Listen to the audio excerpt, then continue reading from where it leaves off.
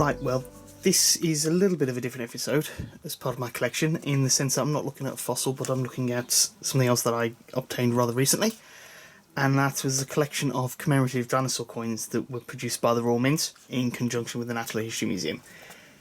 Now, I actually got these separately in over a couple of different months, and however with the viral outbreak it led to a lockdown, and I didn't get the third one until last week. So I thought we'd do a nice little unboxing video for it, just so people can have a look at these wonderful little coins. So they do actually came, well, the third one came with the protective cover and sleeve for the whole collection, and they all fit in there. Now, it's a similar format with all three of them. First one I'm going to go through is the Megalosaurus one, as it was the first dinosaur that was discovered, so it was the first one that they released. And you've got the wonderful full cover sleeve with the coin protected in the middle of the plastic. Now, you can't actually gain access to the coin without tearing the sleeve apart, so it's based observation purposes only. I did go with the painted version of the coins for the collection. These are the standard nickel, is it copper nickel I think it is, cupro nickel alloy for the coins. Finances couldn't stretch to the nicer silver ones, but these are still wonderful little coins. I will do a little bit of a close-up of these, but basically what we've got is this wonderful full colour picture of the dinosaur, one of the primary fossil finds in there with the coin, along with its name, in this case Megalosaurus, the discoverer, Buckland, and the date that it was named, 1824. Great setup, and I love the fact that it's got that important information with the dinosaurs. So you open it up, and we've got a full pop out of the dinosaur, some information about the paleo artist Robert Nichols, who designed the artwork for the coins along with the artwork for the supporting material for them. You can see the other side, the head side of the coin for the 50p there, and also a little bit of the fossil floor that the Megalosaurus pop outs on, a little bit of the fossil on there in the dirt, which is quite nice, and obviously the recreation of the environment that Megalosaurus lived in. Bit of information about the animal itself. Megalosaurus and the Jurassic period, along with the principal find that helped William Buckland identify this animal, and it's the part of the lower mandible with some of the teeth, and that is the Megalosaurus one. Put that to the side. So, next one, second one that came out, I actually got this one in March, and that is the Iguanodon.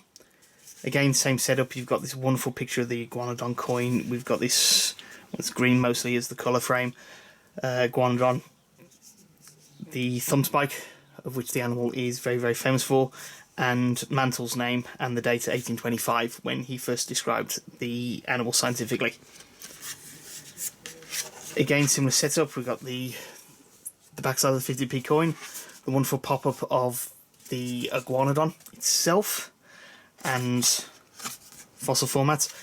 A little bit more information about how the artwork was designed by Nichols, along with some information about the Cretaceous period.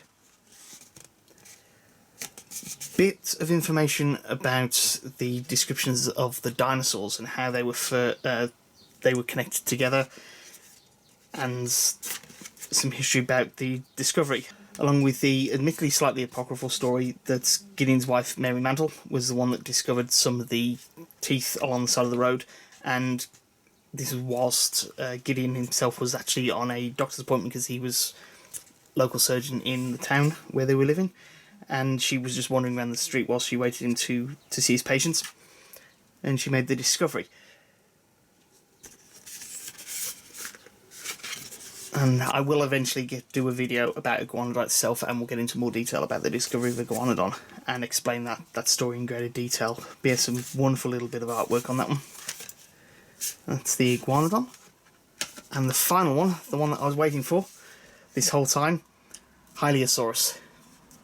And Hylaeosaurus was the third dinosaur that was discovered, and again it was discovered by Mantle in a similar place in Cockfield in Sussex, one or the other. And again with the coin, Hylaeosaurus, wonderful little bit of artwork there, and some of the shoulder spines that this dinosaur became famous for. One of the first armoured, well, the very first armoured dinosaur that was discovered. And again, Mantle, and the date of 1833. So I open this one up.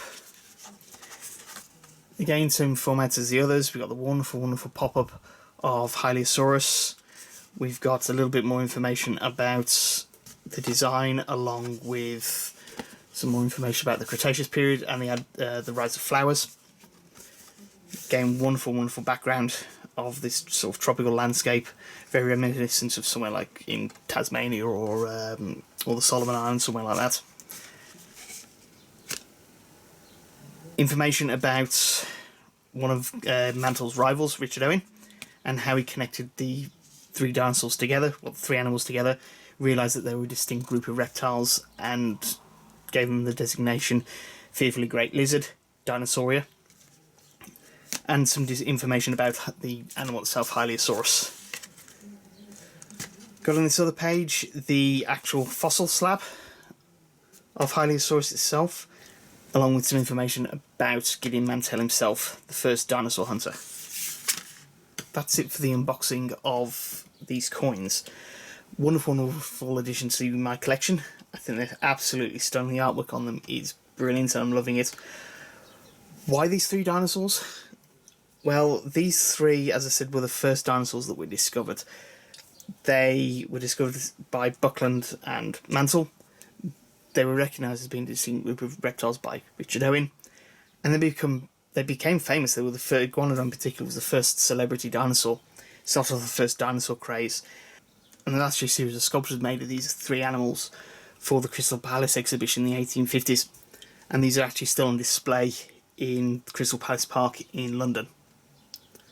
And that's it. That's the unboxing of the Natural History Museum and Royal Mint collection of British dinosaur coins.